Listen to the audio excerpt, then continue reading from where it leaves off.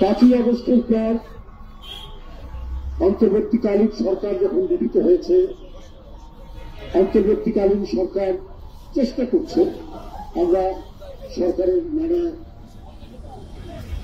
বিষয়ের সমালোচনা করছি। এর মানে এই নয় যে আমরা সরকারের বিরুদ্ধাচারণ করছি, পতনের কথা বলছি। আমরা অন্তর্বর্তীকালীন সরকার বিপ্লবের মধ্য দিয়ে তৈরি করা, কিন্তু মানুষের প্রত্যাশাগুলো পূরণ করতে হবে এই সরকার, এবং সেই প্রত্যাশা পূরণে যদি ঘাটতি থাকে তাহলে গণতন্ত্রকামী রাজনৈতিক দলগুলো জনগণের স্বার্থের কথা চিন্তা করে কথা বলবে, কর্মসূচি গ্রহণ করবে।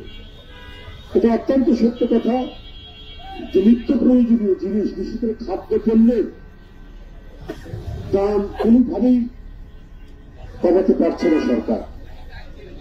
আমরা দলের পক্ষ থেকে বলেছি যে আপনারা মার্কেট ইন্টারভেনশন করুন, সিন্ডিকেট বাসদেরকে ধরুন, যারা আগে থেকে সিন্ডিকেট করে আছে তারা দুষ্ট চক্র বিভিন্ন জায়গায় তাদের সাথে হাত মিলিয়ে এই কাজটি করে, তাদেরকে ব্যাপকভাবে আইনের আওতায় নিয়ে আসে। দেখবেন যে স্বয়ংক্রিয়ভাবে জিনিসপত্রের দাম কমবে।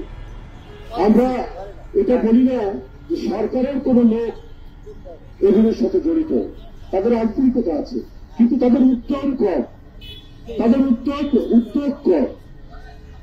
তাদের শক্ত প্রশাসনিক নির্দেশনা থাকলে তাহলে রাস্তায় রাস্তায় চাঁদাবাজি হতো না। যদি আগের আমলের চেয়ে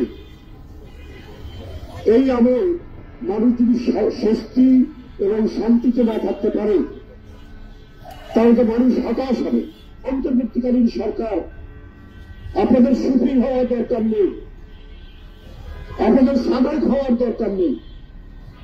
আপনারা দেখুন কে অন্যায় করেছে তাকে গ্রেপ্তার করুন, তাকে থানায় দিন, আইনের কাছে সুপর্দ করুন, আপনার পুলিশকে তাই বলুন। আর যে পুলিশ অফিসার কারণে রক্তাক্ত হয়েছে তাকে ভালো পোস্টিং দিলে পরে আপনি কোনোদিনও আইনের শাসন প্রতিষ্ঠিত করতে পারবেন না। যার নির্দেশে বিরোধী দলের একজন নেতা, যুবদল নেতা, যে সিএনজি চালাত, একজন শ্রমিক, সে হত্যা হয়ে গেল, আপনি সেই পুলিশ অফিসারকে যদি ঢাকায় নিয়ে এসে প্রমোশন দেন, ভালো পোস্টিং দেন, তাহলে আপনি কিসের প্রশাসন চালাবেন? আর আপনার একজন উপদেষ্টা বলেন যে 50 বছর কিছু করতে পারেনি রাজনৈতিক দলগুলো, আমরা করছি। এইটা আমি মনে করি এক ধরনের অহংবোধের অভিব্যক্তি। এটা একটা অহংবোধের অভিব্যক্তি। 71 কার সৃষ্টি, যুদ্ধ কার সৃষ্টি, যুদ্ধের বিজয় কাদের? গণতান্ত্রিক সংগ্রামে 90-এর যে আরেকবার আমরা বিজয় অর্জন করেছিলাম, এরশাদকে নামিয়েছিলাম, সেইটা কি সুশীল সমাজের অবদান? হ্যাঁ, সুশীল সমাজ সমর্থন করেছে ছাত্রদের এই আন্দোলন, রাজনীতিবিদদের এই আন্দোলন।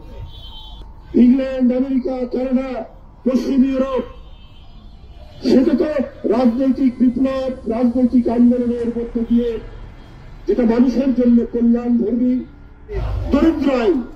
দরিদ্র আইন করা হয়েছে সে রানী এলিজাবেথের সময়। এই ধরনের নানা পার্লামেন্টের অ্যাক্ট হয়েছে, কিন্তু পার্লামেন্ট বন্ধ করে না, রাজনীতিবিদদেরকে অবসরে দিয়ে নয়। আমি মাননীয় উপদেষ্টাকে বলব, আপনার এই সমস্ত কথাবার্তা সেই নৈরুদ্দিন ফখরুদ্দিনরা যেভাবে করেছেন সেই করার, তাদের যে করার, তাদেরই আমরা আরেকটা পুনরুজ্জীবন দেখছি, একটা রিপিটেশন দেখছি।